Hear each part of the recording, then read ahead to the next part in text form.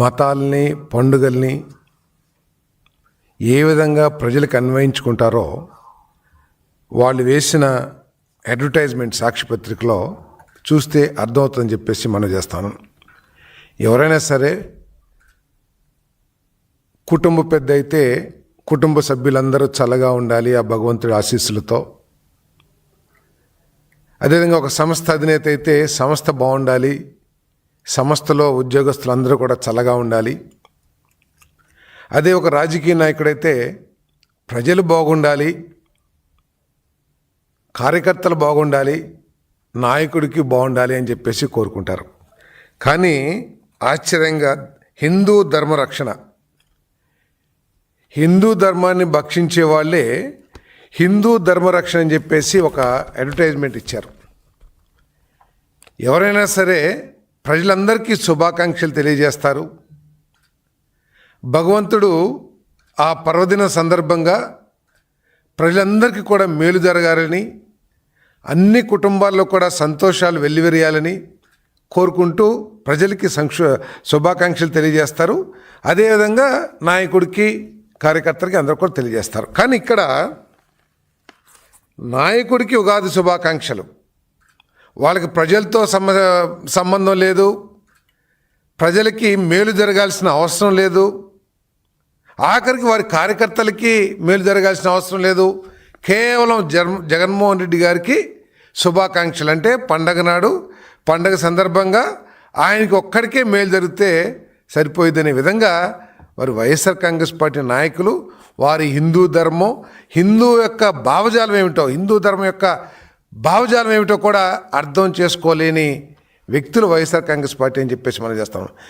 ఏ మతమైనా సరే అందరూ బాగుండాలి, ప్రజలందరూ బాగుండాలి, ప్రజలకి మేలు జరగాలి ఆయా భగవంతుల ద్వారా అని చెప్పేసి కోరుకుంటారు. కానీ వీళ్ళు మాత్రం కేవలం జగన్మోహన్ రెడ్డి గారు చల్లగా ఉంటే, జగన్మోహన్ రెడ్డి గారు సంతోషంగా ఉంటే చాలు, మాకు ఇంకే ప్రజలు ఏమైపోయినా పర్లేదు అనే విధంగా వీరు అడ్వర్టైజ్మెంట్ ఉండటం అనేది చాలా ఆశ్చర్యకరం అని చెప్పేసి నేను తెలియజేస్తాను. దాంట్లో చెప్తున్నారు హిందూ ధర్మరక్షణ అని చెప్పేసి.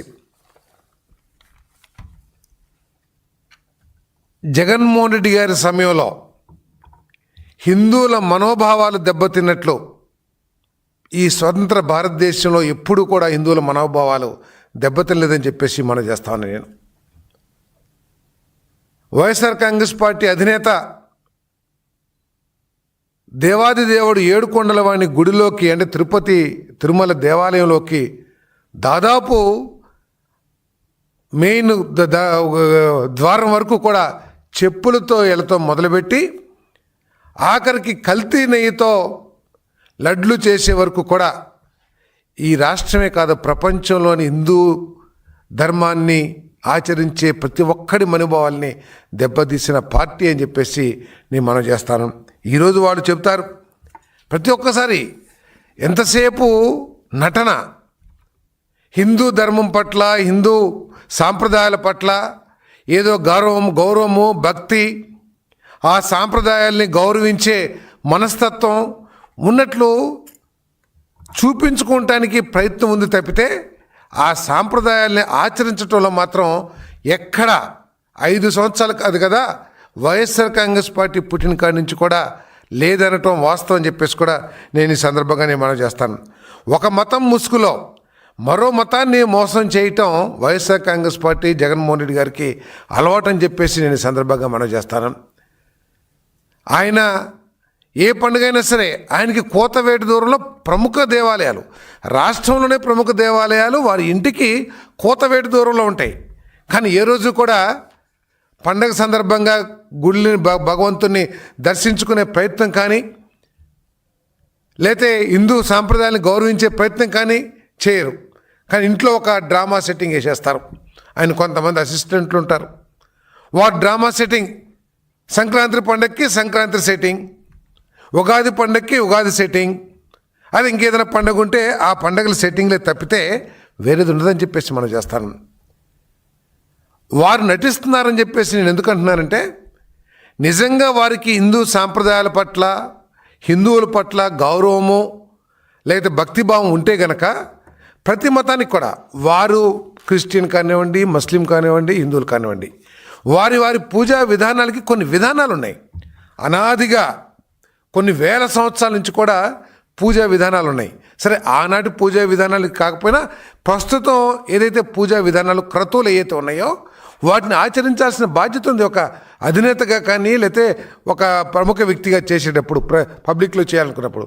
కానీ ఆ పూజా విధానాలను కూడా మరి గౌరవించే అలవాటు లేని జగన్మోహన్ రెడ్డి గారు ఆఖరికి ప్రదక్షిణ చేసే చోట కూడా ఏదో మొక్కుబడి అంటే నటన, నాకేదో హిందూ ధర్మం అంటే చాలా అభిమానం ఉంది, హిందూ సాంప్రదాయాలు నేను గౌరవిస్తున్నాను అని ప్రజలకి తన పార్టీ, తన సాక్షి పత్రిక ద్వారా లేకపోతే సాక్షి టీవీ ద్వారా చూపించుకోవడానికి ప్రయత్నమే. కానీ ఆఖరికి ఆ పూజారులు ఏదైతే చెబుతారో వాటిని ఆచరించడానికి కూడా ఇష్టపడరని చెప్పేసి వారి బాడీ లాంగ్వేజ్ కానీ వారు చేసిన విధానం కానీ అర్థమవుతుందని చెప్పేసి మనం చేస్తాను. నేను ఆఖరికి ప్రదక్షిణలు కూడా మనం హిందూ సాంప్రదాయం ప్రకారం 3 ప్రదక్షిణలో లేకపోతే 9 ప్రదక్షిణలు చేస్తారు.